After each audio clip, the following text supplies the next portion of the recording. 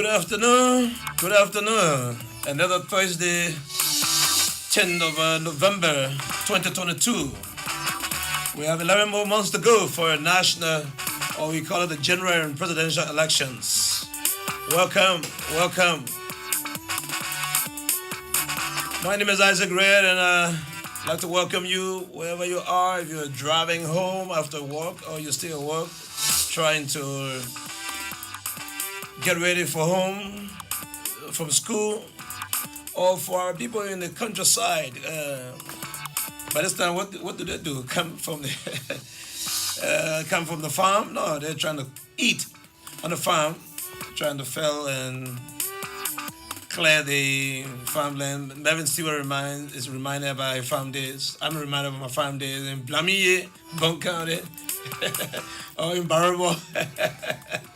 Anthony Williams, we all went to the farm. We did something on the farm. Either tried to fetch water while our moms are cooking.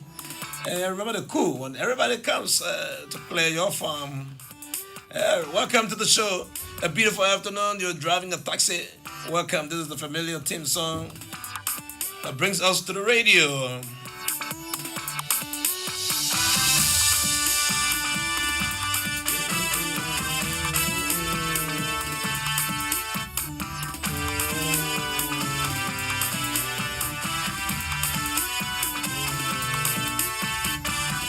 We have some things to talk about today, but you know I'll never let you go without trying to put something on the radio, something about what's happening in your community.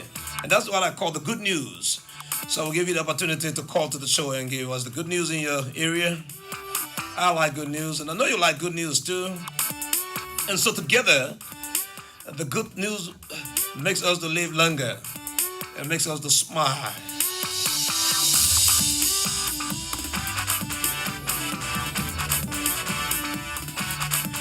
We're trying to see if we can get some of our correspondents around the country to talk to today to know what's happening in these counties. I will try to go to Grand Bassa County to talk to the superintendent, John J. Bape.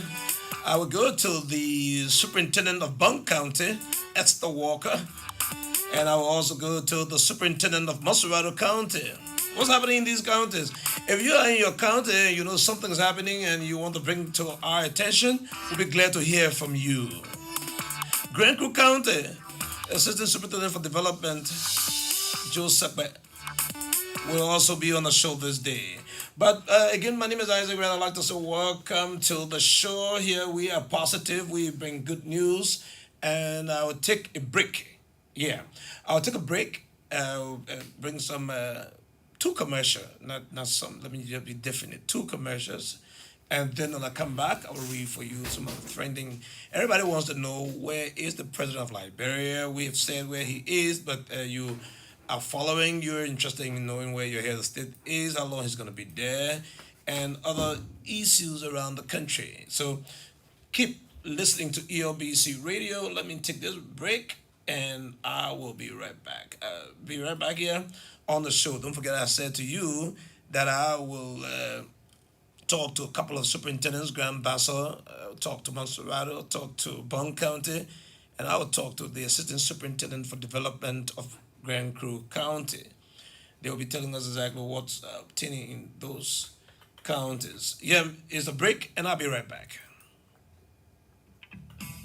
Hey, Abigail, you seem to be in a hurry. Yeah. Wow. I'm going to Blue Crest for taking a mission IT program for my brother and fashion designing programs for me. Wow. Blue Crest is also running fashion designing programs? Yes, James. Blue Crest is not only running programs in IT but also in management, fashion design, and conducting employee capacity building training for organizations. Blue Crest is also running online programs for students who are living in other countries. It sounds great. My friend is working in mining and he wants to attend a program in IT. I will call him to tell him how he can start his IT education from his own county. Blue Crest is also running evening classes for working executives so that they can enhance their knowledge without leaving their jobs. Abigail, I heard Blue Crest has 2 campuses now. Yes, James. Bluecrest has two campuses now in Moroville. First campus is at Cinco, where Bluecrest is running diploma and certificate program in IT and in fashion designing. Bluecrest's new campus is in Hongertown, which is dedicated for undergraduate and graduate programs like BSc, IT, and BBA. Bluecrest is running courses like BSc IT, Professional Diploma in Network Engineering, Software Engineering, MS Office and Advanced Excel, Database Management, Cloud Computing, Big Data, Certificates in Python Programming, Mobile App Development,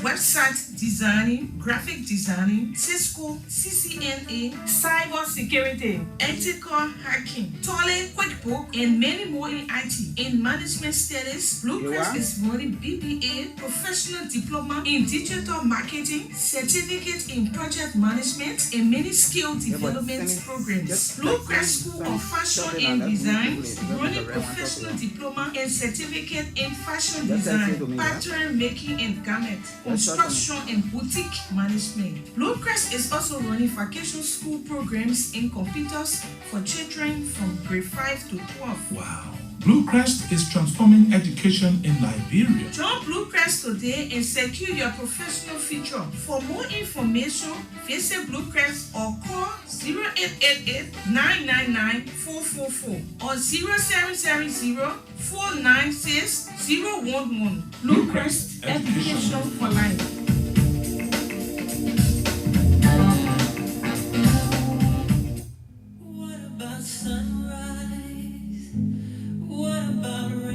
Hi there. Don't sell, buy, or build here. This is a wetland. Section 75 of the Environmental Protection and Management Law of Liberia says our wetland belongs to the government of Liberia. No one owns the wetland. So anyone who sells, buys, or builds in the wetland is doing so at his or her own risk, as the government can either break what you built down without notice and compensation, or fines the violator not more than $5,000 United States dollars, or go to jail for not more than 2 years. So you hear? Do not buy wetland from no town chief, commissioner, city mayor, or any official to build. This message was brought to you by the Environmental Protection Agency through the Cross-Cutting Capacity Development Project in collaboration with the United Nations Development Program with funding from the Global Environment Facility, GEF. EOBC Radio, the Bumper Show goes on until 6 o'clock this evening. Let me now go to a couple of trending issues. We try to reach our correspondent, Janet Passaway in Grand Kitman County on some. Every time I know when Jenna hears me, she feels so bad about why will director always say Jenna pass away? I had a schoolmate, Jenna and Kipmount too, so it's Jenna Kimokai. Sorry, Jenna Kimokai, not Jenna pass away.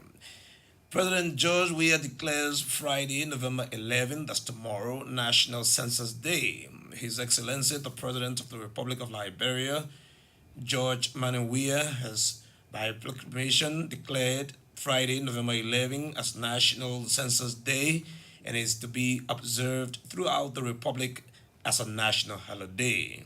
According to a Foreign Ministry release, the 2022 National Population and Housing Census, which commenced Tuesday, November 8, to be declared a census night, will enable the enumerators to begin the household listing.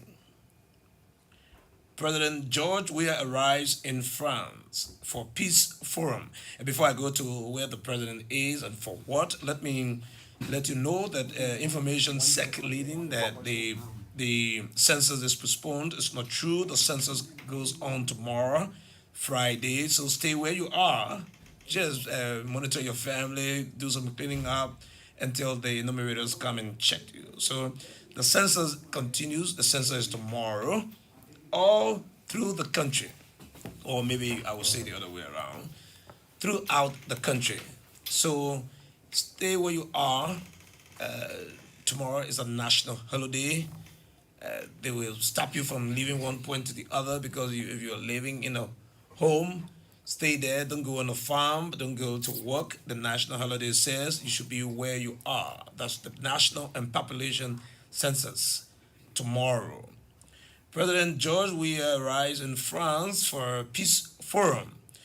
The president of Liberia on yesterday, November 9th, departed the Arab Republic of Egypt and arrived in Paris, France to attend the fifth edition of the Paris Peace Forum.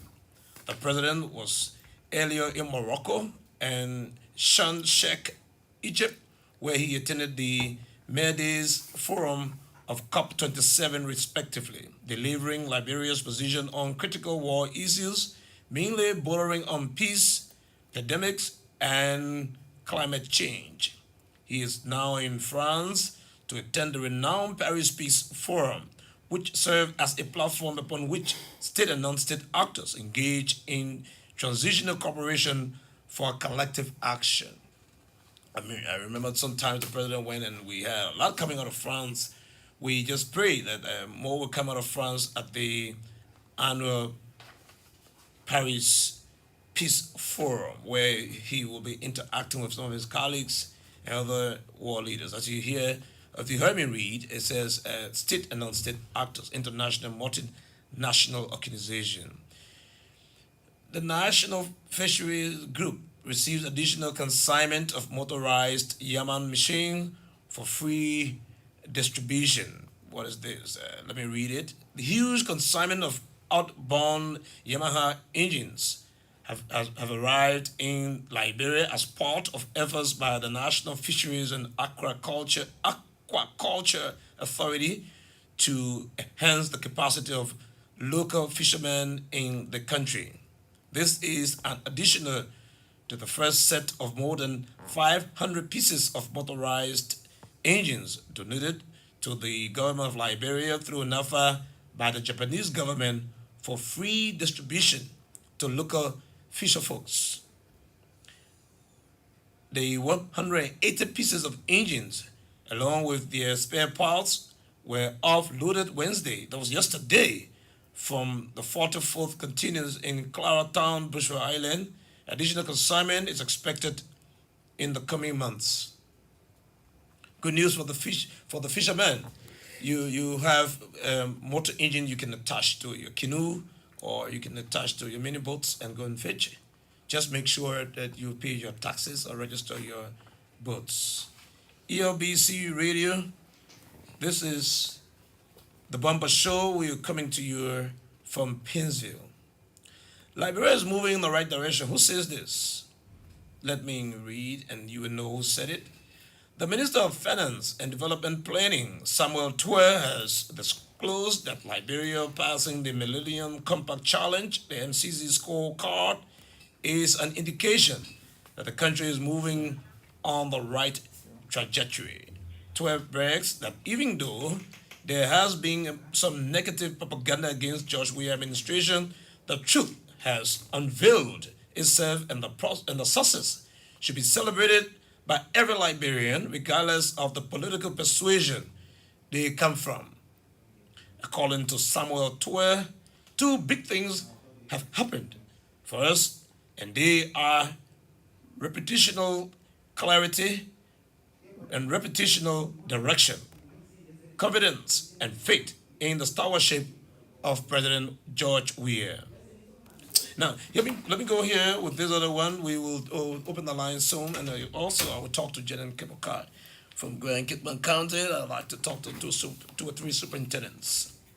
But before we go to the telephone lines and allow you to talk to, let me give you this news that the Central Bank of Liberia introduces new Liberian $5 and $10 coins as stakeholders hailed initiative. No change. You get on a motorcycle, I ride a motorcycle. I get on the motorbike. I get on a taxi. No change. So everything is like $50. If you're leaving Painesville Joe Bar, I like to use the nearby area. Painesville Joe Bar for EAW Junction, or you're using EAW Junction for Kingwe, you have to pay $50. It could be less than that, but no change. So the Central Bank of Liberia, yesterday, Wednesday, November 9th, took a major step in addressing the ongoing currency exchange exercise and their launch that they launched on October 5 in Bangabong County when they introduced the $5 and $10 coins, which are set to be put into circulation next week, just as stakeholders in the financial sector of the circulation or the economy showered on Ecomons on the Epic Bank for the initiative that will positively impact on transaction for goods and services in the country. So I hope I will be one of the first person to see the coins. They say the coins, the $5 coin is here, the $10 coins, the $10 coin is here too. So you can get change. You can pay $30 dollars. You can pay $15. You can pay $10, and everything now will be 50 and 100. So the coins are here. The coins in both denominations, $5 and $10. The coins are definitely here. The government of Liberia and partners kick off 24 months of TVEC teacher training course. October 31, 2022, the government of Liberia with funding from the European Union. And we must thank the European Union. They're doing some very miraculous thing with the government of Liberia.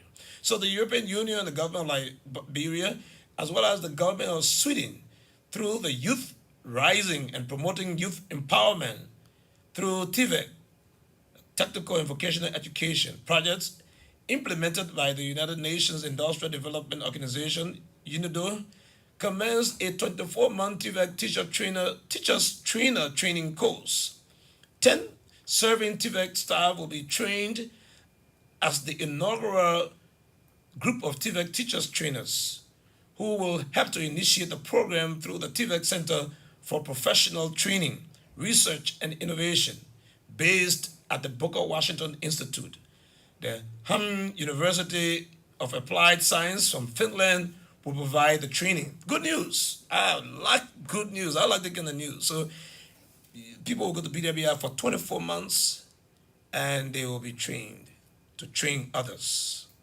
So this is a big package. The United Nations, the European Union, the government of Sweden, the government of Liberia got a package that will commence a 24-month TVEC teachers trainer. I'm confused. Too many T's. TVEC teacher trainer training course. So teachers trainer training. They're going to teach and train trainers that will train teachers for TVEC courses. And they will help to initiate the program through the TVEC Center for Professional Training, Research and Innovation, based at the Booker Washington Institute in Margibi County. Diaspora Group praises government for boosting electricity and passing the MCC score mark. The US-based Diaspora United for Weir One Round Victory receives with good news and commends the government of Liberia for satisfactorily meeting all steps necessary, including the signing of the Memorandum of Understanding with the government of Cote d'Ivoire for the supply of electricity to Liberia. The electricity is going to be supplied through Cote d'Ivoire, Liberia, Sierra Leone, and Guinea power system. Another good news, I know about this, and a group from the USA is commending the government of Liberia for initiating the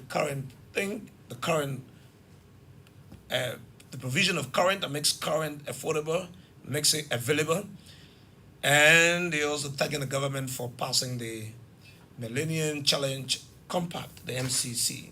I will try to go to Grand Kitman now and see if I can talk to Jenin. Jenin Kemuka is our Grand Kitman correspondent. Parents of a rape survivor to drop all charges against the perpetrators who abused their daughter. So strange passage, kind of, very rare.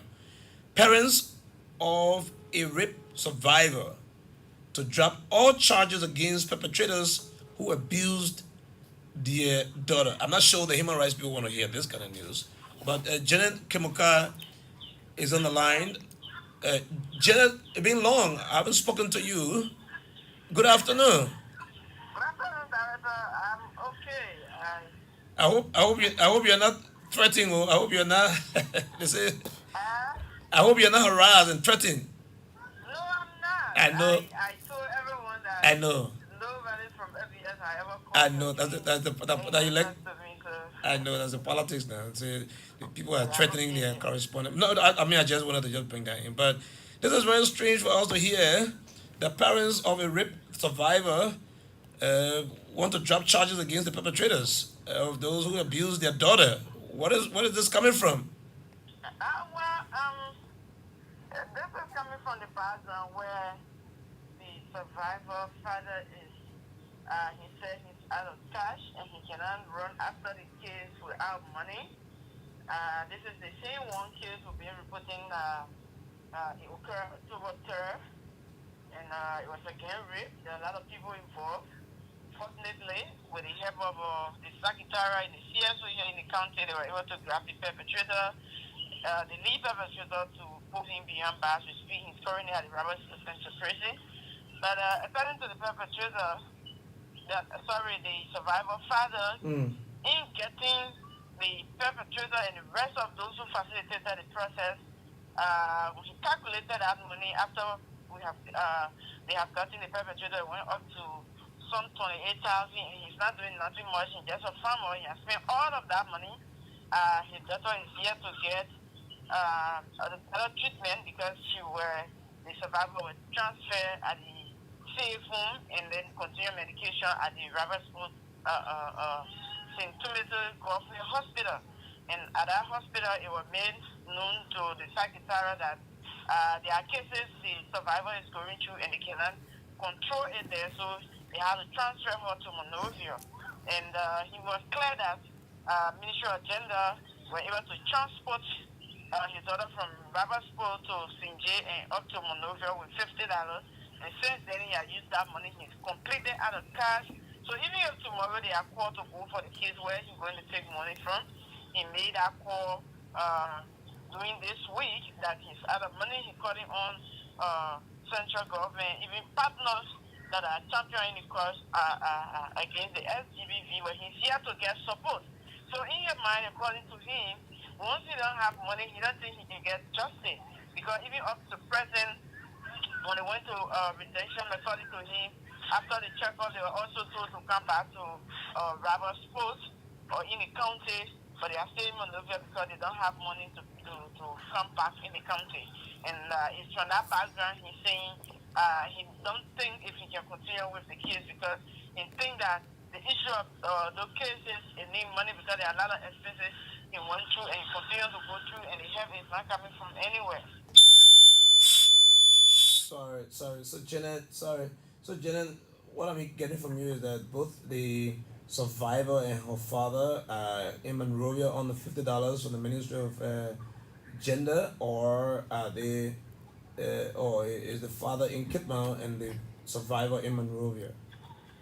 So when the court came to take the survivor to town, the father was contacted because either the guardian or one of the parents should be able to follow the child and be there as a caretaker.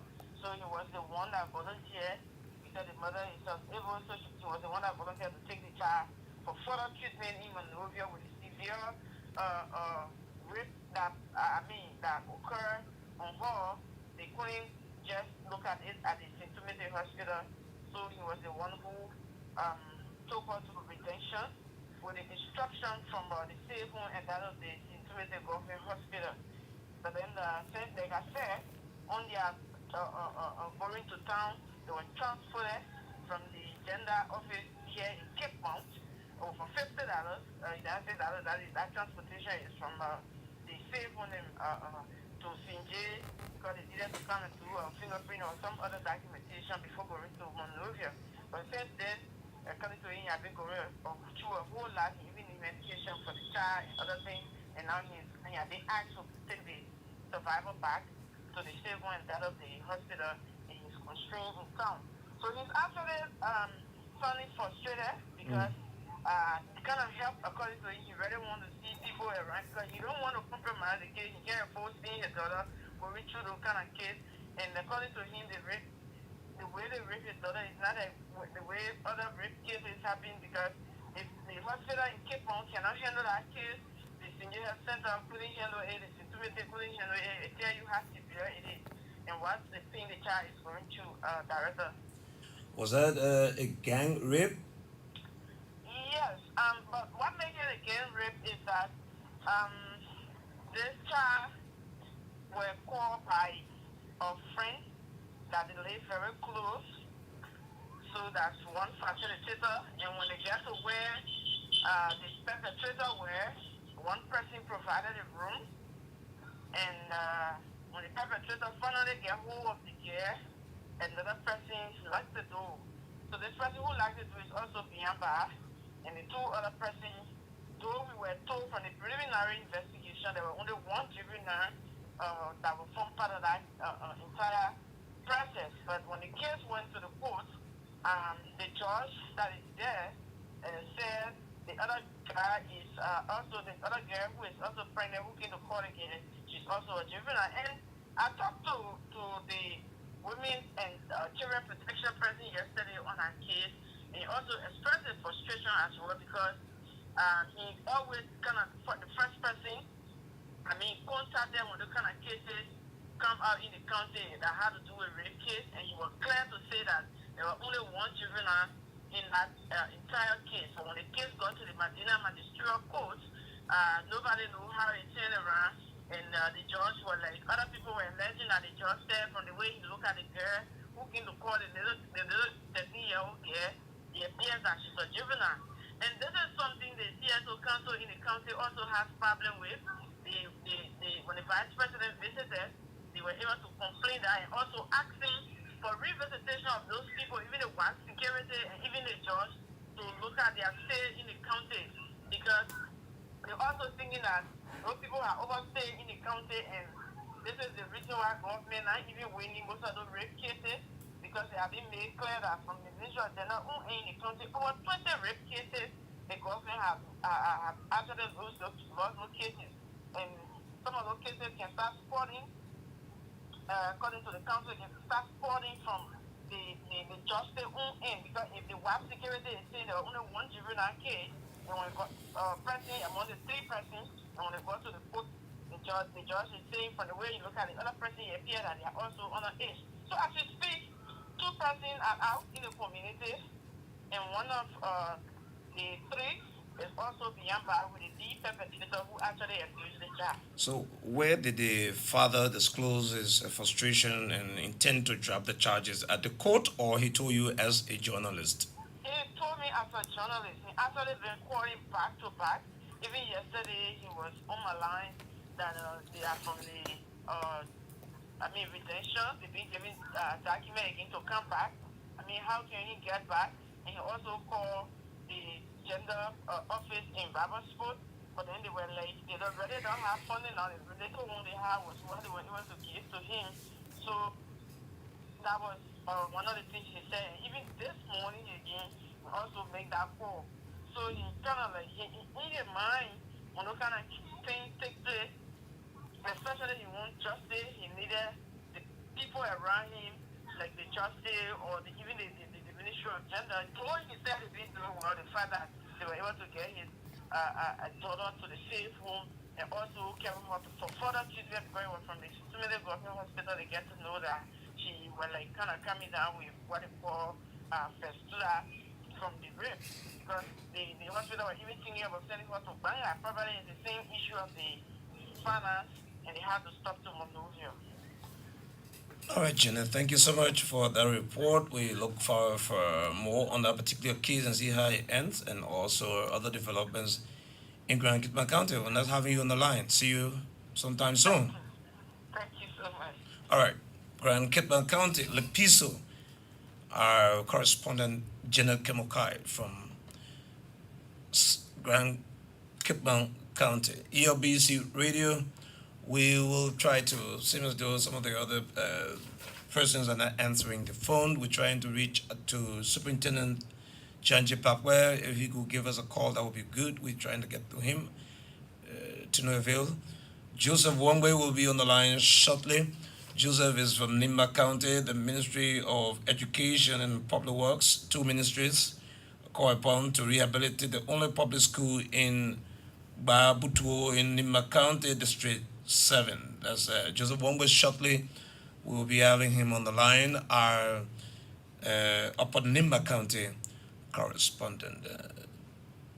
This is EOBC. Seems as though we not going to get Joseph, but we hope we can get Superintendent Janji Pape or Superintendent Esther Walker of Bond County, Bond or Grand Bassa counties, so that Bond or Grand Bassa County.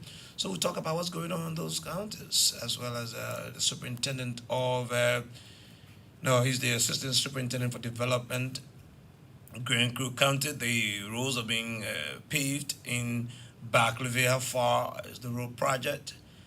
Accessibility of roads towards the southeastern region, Superintendent Carl Filey.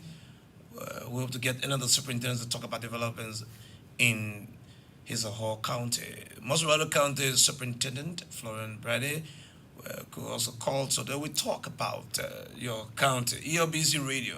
Now, if the superintendents don't want to call in, then we talk to you.